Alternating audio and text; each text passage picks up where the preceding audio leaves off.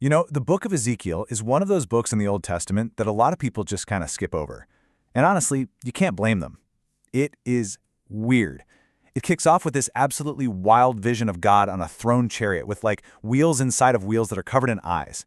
It's just full of these symbols and prophecies that are really, really hard to wrap your head around. But buried in all that strangeness is a 2,500-year-old mystery, a prophecy that some people claim is proof that the Bible got it wrong. So that's the big question we're tackling today.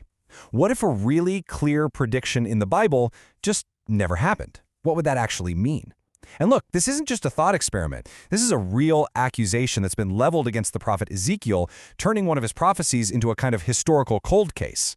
So that's what we're going to do. We're putting this prophecy on trial. We're going to look at all the evidence, we'll hear the case from the prosecution, and then we're going to dig deep into the historical context to see if maybe, just maybe, there's more to the story.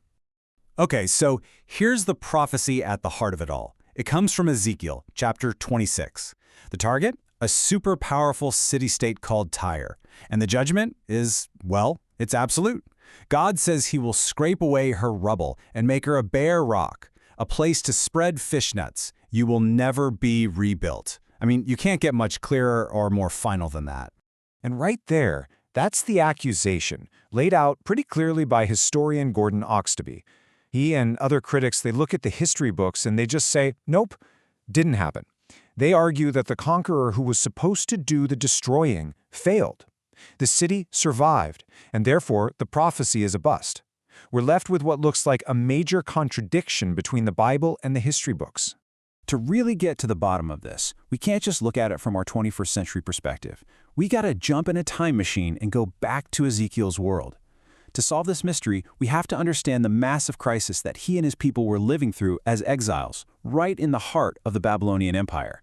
You see, the conquest of Judah wasn't this one-and-done thing. It happened in waves, like a slow-motion disaster. Back in 605 BC, the prophet Daniel gets taken away. Then in 597, there's a much bigger deportation, and that's the one that included King Jehoiachin and our guy Ezekiel. And all of this happened years before the final knockout blow, when Jerusalem and its temple were completely destroyed in 586 BC. Now, to really understand Ezekiel, you've got to put yourself in the shoes of these exiles. They were in a total crisis. Their king is a prisoner in a foreign land, but they're all desperately clinging to this idea that, hey, this is just temporary, we'll be home soon. But there was a deeper problem, a spiritual one. In the ancient world, the logic was pretty simple. If my army beats your army, it means my gods are stronger than your gods. So the big, terrifying question on everyone's mind was, is our God weaker? Did Marduk, the god of Babylon, just beat the God of Israel? And this is the world that Ezekiel gets his job description from God. He's given a message to deliver, a truly impossible mission that was guaranteed to make him one of the most hated guys in the entire community of exiles. So instead of offering them some comforting hope, Ezekiel had to tell them the exact opposite of what they wanted to hear. His message was basically, you think this is bad? Oh, it's just getting started.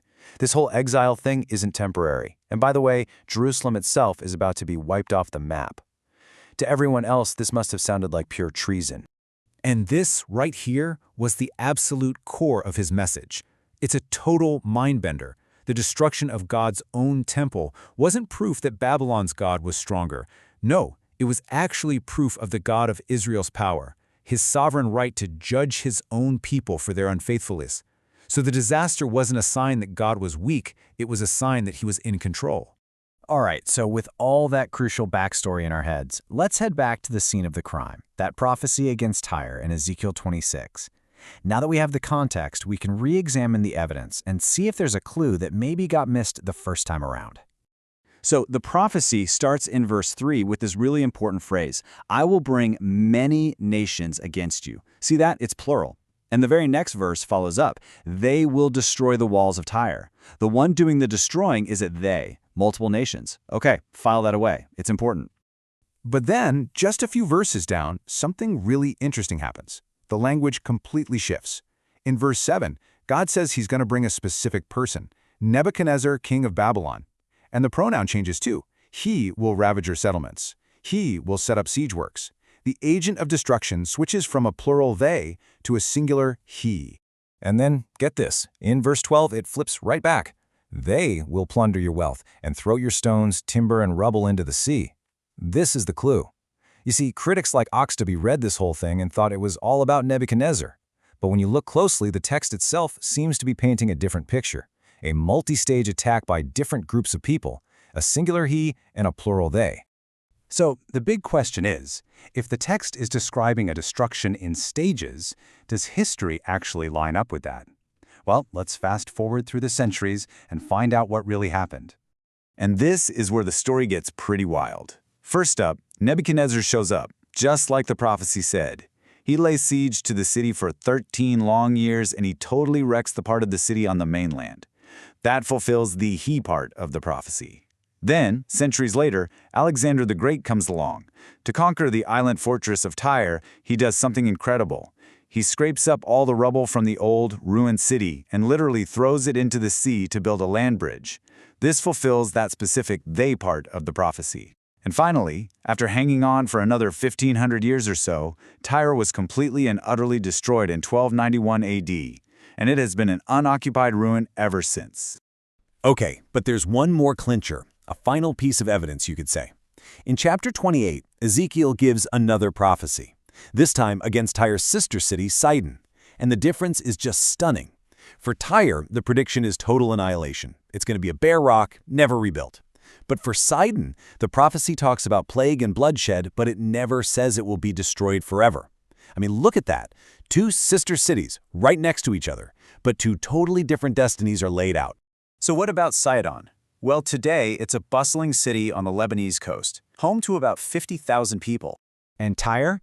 Well, just like the prophecy said, the ancient city is an empty ruin. It is quite literally a bare rock, where local fishermen can go to spread out their nets to dry. Sidon is a thriving modern city. Tyre is an archaeological site. Two very different prophecies with two very different outcomes that match them perfectly. So let's circle all the way back to where we started. Was Ezekiel's prophecy false? Or was it that the people who first called it false just didn't read it carefully enough? The evidence seems to suggest that the mystery here wasn't a failed prophecy at all, but a really complex one. A prediction that didn't just happen in one afternoon, but unfolded across the huge sweep of history, with a kind of precision that you can only see when you take the time to look at all the evidence.